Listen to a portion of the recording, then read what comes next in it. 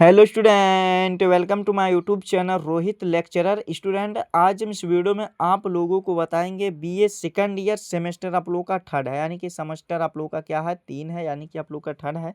Examination 2026 है आप लोग का 2026 का, यानी कि 25-26 का आप लोग का एग्जामिनेशन था, उसका पेपर लेकर के आए हैं।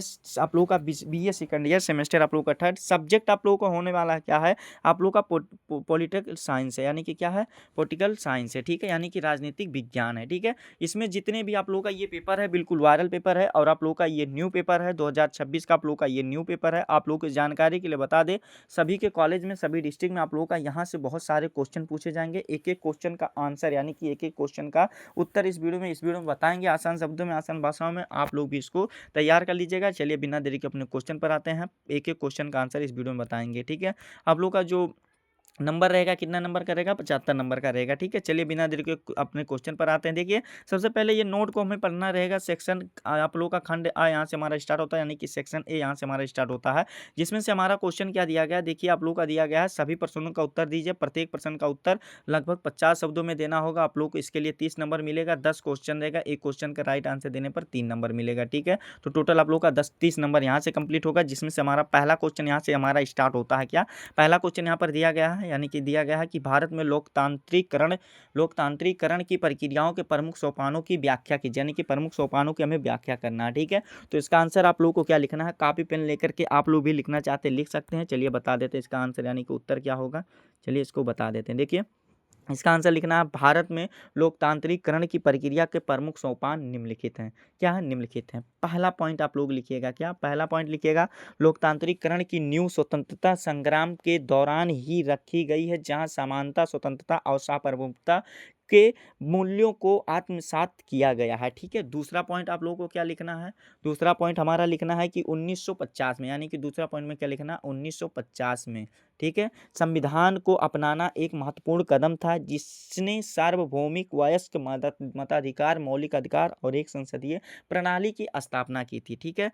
तीसरा पॉइंट आप लोगों को क्या लिखना है, तीसरा पॉइंट इसमें लिखना है क्या कि नियमित रूप से स्वतंत्र और निष्पक्ष चुनाव आयोजित करना, जिससे लोगों को अपने प्रतिनिधियों को चुनने का अधिकार मिले, ठीक है। ये तीसरा पॉइंट हो जाएगा। चौथा पॉइंट आप लोगों को क्या लिखना है कि चुनाव आयोग, न्यायपालिका और अन्य लोकतांत्रिक संस्थाओं का विकास और मजबूती होना चाहिए। पांचवा पॉइंट आप लोगों को क्या लिखना है, देखिए पॉइंट वाइज बता रहे हैं ताकि आप लोग को दिमाग में फीड हो जाए और याद हो जाए, ठीक है। इस टाइप का क्वेश्चन पूछे तो जा करके यही आंसर छाप दो। इसमें पांचवा पॉइंट क्या लिखना है, विभिन्न सामाजिक समूहों की बढ़ती राजनीति भागीदारी और सशक्तिकरण, जिसने लोकतांत्रिक को समावेश बनाया है, ठीक है। इस प्रकार से हमारा ये 3 नंबर पूरा हो गया बाबू। 50 शब्द से आप लोग का ज़्यादा ही हो गया, ठीक है। फिर अगला क्वेश्चन यहाँ पर हमारा दूसरा क्वेश्चन यहाँ पर दिया गया, क्या दूसरा क्वेश्चन समझिएगा, दिया गया है यहाँ पर बाबू, भारत की संघीय व्यवस्था के प्रमुख एकात्मक लक्षणों की विवेचना कीजिए। तो इसका आंसर क्या लिखना है, इसका आंसर लिखना है, देखिए, भारत की भारत का संविधान स्वरूप में संघीय है, लेकिन उसमें एक एकात्मक या गैर विशेषता संघीय विशेषताएं भी हैं, जो केंद्र सरकार से अधिक शक्तिशाली बनाती हैं, केंद्र सरकार को अधिक शक्तिशाली बनाती हैं, ठीक है। जिसमें से हमारा पहला हेडिंग बनाना है एकल नागरिकता। इसमें लिखना है क्या, भारत में दोहरी नागरिकता के बजाय एकल नागरिकता का प्रवर्तन है। दूसरा आप लोग का पॉइंट क्या लिखना है, मजबूत केंद्र। इसमें लिखना है केंद्र सरकार के पास राज्य सरकार की तुलना में अधिक शक्तियां हैं, विशेष रूप से सम्मति सूची के मामलों में। तीसरा आप लोग को हेडिंग बनाना राज्यपाल की नियुक्ति। आप लोग को इसमें लिखना है क्या कि राज्यों के राज्यपालों की नियुक्ति केंद्र सरकार द्वारा की जाती है, जो केंद्र के एजेंट के रूप में कार्य करते हैं। चौथा आप लोगों को हेडिंग बनाना है आपातकालीन प्रावधान। इसमें लिखना है कि आपातकाल के दौरान संघीय ढांचा एकात्मक हो जाता है और केंद्र सभी शक्तियां ग्रहण कर लेता है। पांचवा पॉइंट आप लोगों को क्या बनाना है, अखिल भारतीय सेवाएं। जिसमें आप लोग को क्या लिखना है, आईएएस, यानी कि पांचवा पॉइंट में लिखना है आईएएस कामा आईपीएस जैसी अखिल भारतीय सेवाएं केंद्र द्वारा नियंत्रित होती हैं, लेकिन राज्यों में कार्य करती हैं, ठीक है। और अगला पॉइंट लिखना है संसद की राज्यों की सीमाओं को बदलने की शक्ति। इसमें 6 पॉइंट ये हो जाएगा। इसमें क्या लिखना है कि संसद साधारण बहुमत से नए राज्यों का निर्माण कर सकती है या मौजूदा राज्यों की सीमाओं और नामों को बदल सकती है। ठीक है, इस प्रकार से हमारा ये 2 नंबर इसमें भी बाबू 3 नंबर इसमें भी पूरा हो गया दूसरा क्वेश्चन का राइट आंसर लिख करके। तीसरा क्वेश्चन हमारा दिया गठबंधन सरकार से आप क्या समझते हैं? गठबंधन सरकार के लक्षण लिखिए, यानी कि गठबंधन सरकार क्या होता है हमें ये बताना है और इसके लक्षण भी बताना है। ठीक है, तो गठबंधन आप लोग को सरकार हेडिंग बना लीजिएगा। इसमें लिखिएगा क्या? गठबंधन सरकार एक संसदीय प्रणाली में तब बनती है जब किसी एक राजनीतिक दल को स्पष्ट बहुमत नहीं मिलता है। ऐसी स्थिति में 2 या 2 से अधिक दल मिलकर के सरकार बनाते हैं और सत्ता साझा करते हैं। ठीक है, ये गठबंधन सरकार के बारे में हो गया, वो गठबंधन सरकार कहलाते हैं। ठीक है, गठबंधन सरकार के लक्षण दिया गया, 2 क्वेश्चन ऐड किया गया है। तो यहाँ पर आप लोग को समझने वाली बात यही है बाबू, देखिए समझ लीजिएगा बाबू, आप लोग को बता दें इसका अगर यही सिर्फ आंसर लिख देते हैं तो इसमें 1.5 नंबर मिलेगा, यानी कि 1.5 नंबर मिलेगा। और जब ये लिखेंगे तब 1.5 नंबर मिलेगा, टोटल तभी 3 नंबर मिलेगा। ठीक है, समझ में आ रहा है ना? सब चीज़ें बता दे रहे हैं बाबू। आप लोग वीडियो को शेयर नहीं करते हैं तो इस वीडियो को बीए के जितने भी स्टूडेंट होंगे, यानी कि बीए सेकंड ईयर या फर्स्ट ईयर जिनका भी पेपर होगा उनके पास सभी के पास शेयर करके पहुंचा दीजिएगा। एक बार आप लोग वीडियो को शेयर करने के बाद हमें कमेंट में बता दीजिए कि आप वीडियो को शेयर कर दिए और किस टॉपिक पे आप लोग को वीडियो चाहिए। ठीक है, तो ये हमारा आप क्या समझते हैं गठबंधन सरकार से ये कंप्लीट हो गया। गठबंधन सरकार के लक्षण चलिए बता देते हैं, लिखिएगा। गठबंधन सरकार के प्रमुख लक्षण निम्नलिखित हैं। पहला पॉइंट आप लोग को लिखना है क्या?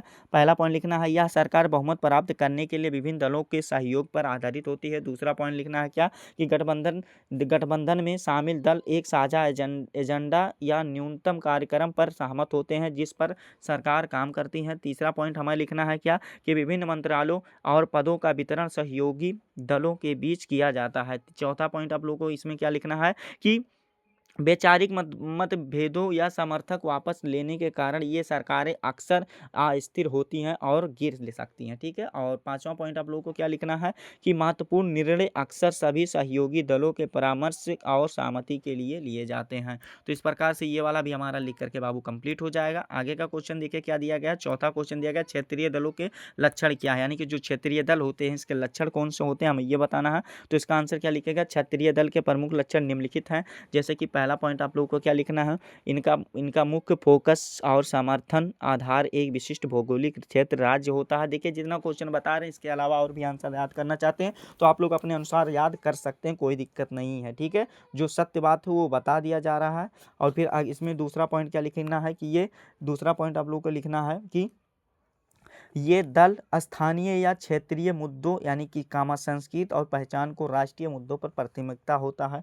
तीसरा आप लोगों का पॉइंट क्या लिखना है कि अक्सर ये दल कारिश्माई क्षेत्रीय नेताओं को इर्द गिर्द घूमते हैं। और चौथा पॉइंट लिखना है क्या कि राष्ट्रीय स्तर पर गठबंधन सरकारों के गठबंधन में इनकी महत्वपूर्ण सौदेबाजी की शक्ति होती है। और पांचवा पॉइंट आप लोगों को लिखना है, पांचवा पॉइंट लिखना है क्या कि राष्ट्रीय स्तर पर इनका जन आधार आमतौर पर सीमित होता है। ठीक है, क्षेत्रीय दल आप लोगों का जिनका प्रभाव जनाधार और गतिविधियों मुख्य रूप से किसी विशेष राज्य या क्षेत्र पर ही सीमित होती है। ठीक है, इस प्रकार से ये वाला भी हमारा आंसर लिख करके कंप्लीट हो गया बाबू। इसके अलावा आंसर बताने के जो बता रहे हैं उसके अलावा और भी आप लोग आंसर याद करना चाहते हो तो अपने अनुसार याद कर सकते हैं, कोई दिक्कत नहीं है। अगला क्वेश्चन इसमें दिया गया भारतीय राजनीति के कुछ संस्थात्मक दबाव समूहों के नाम बताइए, यानी कि कुछ संस्थात्मक दबावों के नाम बताना है।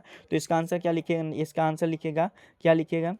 इसका आंसर आप लोगों को लिखिएगा, यानी कि इसका आंसर क्या लिखना है? भारतीय राजनीति के कुछ संस्थात्मक दबावों समूहों के नाम लिखना है। तो इसको आप लोगों को आंसर लिखेगा कि भारतीय राष्ट्रीय ट्रेड यूनियन कांग्रेस, अखिल भारतीय किसान कामा क्या हो जाएगा? भारतीय वाणिज्य और उद्योग हो जाएगा, महासंघ और छात्र संघ जैसे अखिल भारतीय विद्यार्थी परिषद हैं, यानी कि ABP है। ठीक है, तो ये आप लोगों को हेडिंग वाइज इसको तैयार कर लेना है। क्या इसको हेडिंग वाइज आप लोग तैयार कर लीजिएगा, जो जो बताएं उसको आप लोगों को डिटेल में खुद से तैयार कर लीजिएगा। अगला क्वेश्चन यहाँ पर दिया गया मतदान व्यवहार के अध्ययन की कठिनाइयाँ स्पष्ट कीजिए, यानी कि इसके कठिनाइयों को हमें स्पष्ट करना है, स्पष्ट तरीके से बताना है। तो ये वाला भी आप लोग क्वेश्चन आप लोग खुद से तैयार कर लीजिएगा। ठीक है, क्वेश्चन को बता दे रहे हैं बाबू, आप लोग इसको जरूर तैयार कर लीजिएगा सभी जगह से। अगला दिया गया भारतीय राजनीति में जाति के प्रभाव की व्याख्या कीजिए। तो इसको भी अच्छे तरीके से आप लोग बाबू कंप्लीट कर लीजिएगा। अगला क्वेश्चन दिया गया है, क्या दिया गया है कि तारकुंडे सीमित पर एक संक्षिप्त टिप्पणी लिखे, यानी कि तारकुंडे सीमित जो होता है इस पर आप लोग को संक्षिप्त टिप्पणी लिखना है। तो इसका आंसर क्या लिखना है थोड़ा बता देते हैं, थोड़ा आप लोग आप खुद से तैयार कर लीजिए। देखिए तारकुंडे सीमित का गठन 1974 में किया गया था। कब किया गया था? 1974 में जयप्रकाश नारायण द्वारा चुनावी सुधारों का अध्ययन करने के लिए किया गया था। ठीक है, इसने कई सिफारिशें दी जिनमें चुनाव आयोग की स्वतंत्रता सुनिश्चित करना और मतदान की न्यूनतम आयु 21 से घट करके 18 वर्ष करना शामिल था और लागू किया गया। ठीक है, इस प्रकार से इतना बता दिए हैं जो आप लोगों का बेसिक चीज़ें था, और आप लोग आगे का खुद से तैयार कर लीजिएगा। अगला क्वेश्चन यहाँ पर हमारा अगला क्वेश्चन दिया गया क्या कि अगला क्वेश्चन इसमें दिया गया है, समझिएगा कि 52वें यानी कि 52वें संवैधानिक संशोधन के प्रमुख प्रावधान को बारे में बताइए। तो चलिए थोड़ा इसके बारे में बता देते हैं। देखिए 52वां संवैधानिक संशोधन दल बदल विरोधी कानून से संबंधित है। इसने संविधान में 10वीं अनुसूची जोड़ी है जो संसद और राज्य विधानमंडल के सदस्यों को दल बदल के आधार पर आयोग ठहराने का प्रावधान करती है। तो इस प्रकार से इसमें भी 3 नंबर आप लोग और लिख लीजिएगा, तैयार कर लीजिएगा तो कंप्लीट हो जाएगा। अगला देखिए सेक्शन यहाँ से हमारा स्टार्ट होता है बी, यानी कि खंड बा बी स्टार्ट होता है, जिसमें से हमें सिर्फ 4% को ही अटेम्प्ट करना है, यानी कि करना है, और इसके लिए 24 नंबर मिलेगा। एक क्वेश्चन का राइट आंसर देने पर 6 नंबर मिले, और शब्दों को कितने शब्दों में लिखना बाबू? 150 शब्दों में लिखना है, यानी कि 150 शब्दों में लिखना है। ठीक, एक क्वेश्चन का आंसर, जिसमें से हमारा क्वेश्चन क्या दिया गया है, देखिए क्वेश्चन इसमें दिया गया उत्तर प्रदेश में राष्ट्रपति शासन की राजनीति पर एक निबंध लिखे, यानी कि क्या लिखना है? इससे लिखे, यानी कि write an essay on the political क्या दिया गया politics of president rule in UP, यानी कि उत्तर प्रदेश में राष्ट्रपति शासन की राजनीति पर एक निबंध लिखिए। तो चलिए इसका आंसर आप लोग को बता देते हैं थोड़ा, और आप लोग तैयार कर लीजिएगा। देखिए इसका आंसर आप लोग को क्या लिखना है? उत्तर प्रदेश में राष्ट्रपति शासन यानी कि का प्रयोग अक्सर केंद्र में सत्तारूढ़ दल द्वारा राज्य सरकार को अस्थिर करने या गिराने के लिए एक राजनीतिक उपकरण के रूप में किया गया है। राज्य में कई बार राष्ट्रपति शासन लगाया गया है, जिनमें कुछ उदाहरण के स्पष्ट रूप से राजनीतिक मानसा दिखाई दी है। उदाहरण के लिए 1990 के दशक, यानी कि उदाहरण के लिए क्या हो जाएगा? 1990 के दशक में बाबरी मस्जिद विध्वंस के बाद या त्रिंकुसु विधानसभा की स्थितियों में केंद्र सरकार ने अक्सर अपने राजनीतिक हितों को साधने के लिए इस प्रावधान का इस्तेमाल किया है। राज्य की विशाल राजनीतिक अहमियत यानी कि अहमियत और केंद्रों की राजनीति पर इसके प्रभाव के कारण यूपी में राष्ट्रपति शासन का हर निर्णय गहन राजनीतिक बहस और विवादों के केंद्र में रहा है, और इन निर्णयों ने अक्सर संघवाद के सिद्धांतों पर सवाल खड़े किए हैं, क्योंकि राज्य की स्थिरता से ज़्यादा राजनीतिक लाभ को प्राथमिकता दी गई है। तो इस प्रकार से ये वाला आंसर इतना लिख करके कंप्लीट हो गया। और भी तैयार करना चाहते हो तो खुद से बाबू आप लोग तैयार कर सकते हैं। तीसरा क्वेश्चन इसमें दिया गया, भारतीय प्रशासन में भ्रष्टाचार के कारणों का परीक्षण कीजिए, यानी कि कारणों का क्या करना है? परीक्षण करना है। तो चलिए इसका भी आंसर आप लोग को बता देते हैं और आप लोग को समझा देते हैं। क्या लिखना है भारतीय प्रशासन में भ्रष्टाचार एक गहरी जड़ जमाई हुई समस्या है, जिसके कई कारण हैं। मुख्य कारणों में से एक ब्रिटिश युग औपनिवेशिक नौकरशाही विरासत है जो गोपनीयता और जनता से दूरी बनाए रखती है। इसके अलावा लाल फितिहाशाही और जटिल सरकारी प्रक्रियाएं नागरिकों को रिश्वत देने पर मजबूर करती हैं ताकि उनका काम जल्दी हो सके। राजनीतिक भ्रष्टाचार भी प्रशासनिक भ्रष्टाचार को बढ़ावा देता है, क्योंकि नेता अक्सर अधिकारियों को अवैध काम करने के लिए मजबूर करते हैं, और प्रभावी भ्रष्टाचार विरोधी कानूनों को लागू करने में राजनीतिक इच्छा शक्ति की कमी होती है। कम वेतन, नैतिक मूल्यों में गिरावट और प्रभावी निगरानी तंत्रों की अनुपस्थिति भी इन समस्याओं को बढ़ाती है। पारदर्शिता और जवाबदेही सुनिश्चित करने वाले कानूनों जैसे सूचना का अधिकार, यानी कि क्या होता है? सूचना का अधिकार, यानी कि आरटीआई इसे बोलते हैं। ठीक है, आरटीआई इसे बोला जाता है। सूचना का अधिकार को क्या कहते हैं? आरटीआई के बावजूद कार्यान्वयन में खामियां बनी हुई हैं। ठीक है, इस प्रकार से हमारा ये वाला आंसर भी लिख करके बाबू कंप्लीट हो जाएगा। अगला क्वेश्चन देखिए, तीसरा वाला कंप्लीट। चौथा क्वेश्चन आप लोगों का यहाँ पर दिया गया है क्या कि सच्चर सीमित, यानी कि तीसरा ही क्वेश्चन कह सकते हैं, दिया गया है सच्चर सीमित की प्रमुख अनुशंसाओं की विवेचना कीजिए। तो ये वाला भी क्वेश्चन आप लोग खुद से बाबू तैयार कर लीजिएगा। क्वेश्चन को बता दें, सभी मोस्ट इंपॉर्टेंट क्वेश्चन है। फिर आगे का क्वेश्चन देखिए क्या दिया गया। आगे क्वेश्चन दिया गया भारतीय राजनीति में क्षेत्रवाद की भूमिका का व्याख्या कीजिए। तो इसको भी अच्छे तरीके से आप लोग खुद से बाबू तैयार कर लीजिएगा। जितना क्वेश्चन बता रहे हैं सभी मोस्ट इंपॉर्टेंट क्वेश्चन है, सभी को क्वेश्चन आप लोग को तैयार कर लेना है। क्वेश्चन को बताना हमारा काम है, तैयार करना आप लोग का है। अगला क्वेश्चन दिया गया है क्या कि भारत की राजनीति में भाषा से जुड़ी राजनीतिक समस्याओं का विश्लेषण कीजिए। तो ये वाला भी अच्छे तरीके से आप लोग तैयार कर लीजिएगा। अगला क्वेश्चन दिया गया भारत में वर्ग विभाजन यानी कि निर्धारण के मुख्य अधिकारों का उल्लेख कीजिए। तो इसको भी अच्छे तरीके से आप लोग क्या कर लीजिएगा, तैयार कर लीजिएगा, यानी कि कंप्लीट कर लीजिएगा। आगे का क्वेश्चन देखिए, 8वां क्वेश्चन दिया गया है कि भारत में महिला सशक्तिकरण के वर्तमान में संचालित प्रमुख कार्यक्रमों की विवेचना कीजिए। यानी कि प्रमुख कार्यक्रमों की क्या करना है, विवेचना की करना है। तो चलिए आप लोग का इसका आंसर बता दे क्या, चलिए बता देते हैं। इसका आंसर क्या लिखना है, इसका आंसर लिखिएगा इसका आंसर आप लोग को हो जाएगा, देखिए आप लोग को हो जाएगा भारत में महिला सशक्तिकरण के वर्तमान कई प्रमुख कार्यक्रम संचालित हैं। जैसे पहला क्या है, बेटी बचाओ बेटी पढ़ाओ। ठीक है, इसमें क्या लिखना है, यह योजना गिरते बाल लिंगानुपात को संबोधित करने और लड़कियों को शिक्षा को बढ़ावा देने पर केंद्रित करती है। और भी डिटेल आप लोग इसको तैयार कर लीजिएगा। जो आप लोग को मेन पॉइंट है ये समझा दे रहे हैं, ताकि आप लोग को इतना भी लिख सकते हैं तो कुछ भी नंबर पा सकते हैं। 6 नंबर का है तो इसमें 4 नंबर पा जाएंगे जो आंसर इसमें बता रहे हैं। ठीक है, कितना 6 नंबर का क्वेश्चन है तो आप लोगों का इसमें 4 नंबर मिल जाएगा। ठीक है, 2 नंबर ही कर सकता है और वो भी मिल सकता है। ठीक है, अगर अच्छे से लिख देते हैं और थोड़ा तो।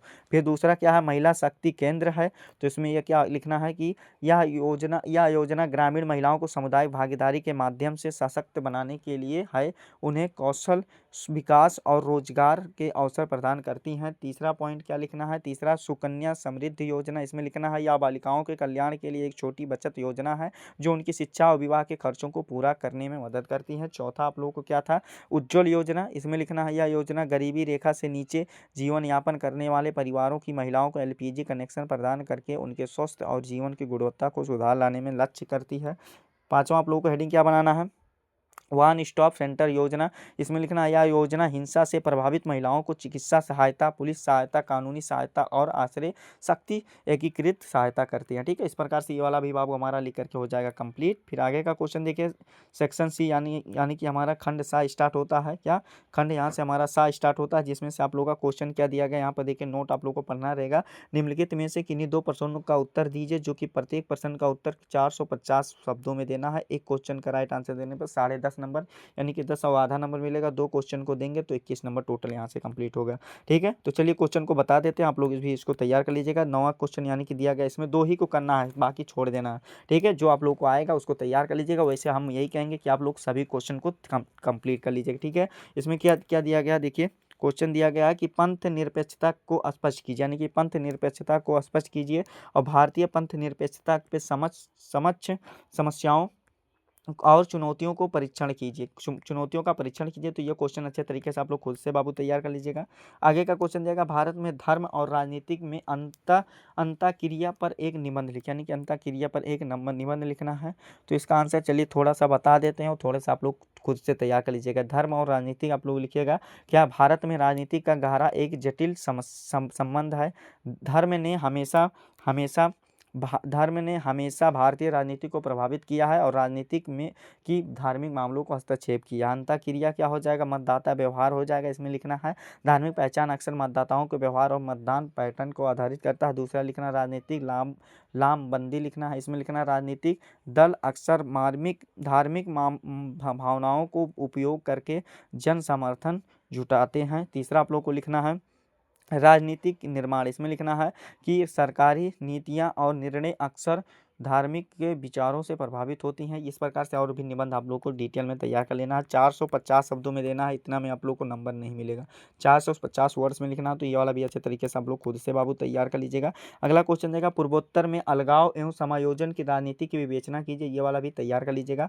आप लोग का 10 नंबर यानी कि 10.5 नंबर इसमें भी कंप्लीट हो जाएगा बाबू। और जो यहाँ पर आगे का क्वेश्चन, लास्ट क्वेश्चन हमारा इस पेपर का दिया गया, क्या दिया गया है कि भारतीय चुनाव व्यवस्था में सुधार हेतु यानी कि सुधार के लिए सुझावों का वर्णन एवं मूल्यवान कीजिए। यानी कि क्या करना है, मूल्यवान करना है। ठीक है, तो इसको भी अच्छे तरीके से आप लोग क्या कर लीजिएगा, तैयार कर लीजिएगा, यानी कि कंप्लीट कर लीजिएगा। ठीक है, यही आप लोग का बीए का सेकंड ईयर यानी कि सेमेस्टर आप लोगों का थर्ड था, क्या था, सेमेस्टर आप लोगों का थर्ड था, जो कि इस वीडियो में कंप्लीट तरीके से संपूर्ण हल के साथ आप लोग को अच्छे तरीके से समझा दिया गया एंड आप लोगों को बता दिया गया, एक एक क्वेश्चन को आंसर का आंसर आप लोगों को बता दिया गया एंड आप लोगों को समझा दिया गया। जो क्वेश्चन का आंसर नहीं बताया गया आप लोग उसको सेल्फ स्टडी करके यानी कि खुद से आप लोग उसको तैयार कर लीजिएगा। आप लोगों को ये हमारा प्यारा सा लवली सा वीडियो कैसा लगा है कमेंट करके ज़रूर बताइएगा। हाँ, अगर आप हमारे चैनल पर नए हो तो चैनल को आप लोग सब्सक्राइब कर लीजिएगा, बेल आइकन दबा दीजिएगा। वीडियो को आप लोग शेयर नहीं करते हैं तो आपको एक ही काम करना है कि इस वीडियो को बीए के जितने भी स्टूडेंट होंगे, बीए के सभी स्टूडेंट के पास शेयर करके पहुँचा दीजिएगा, ठीक है।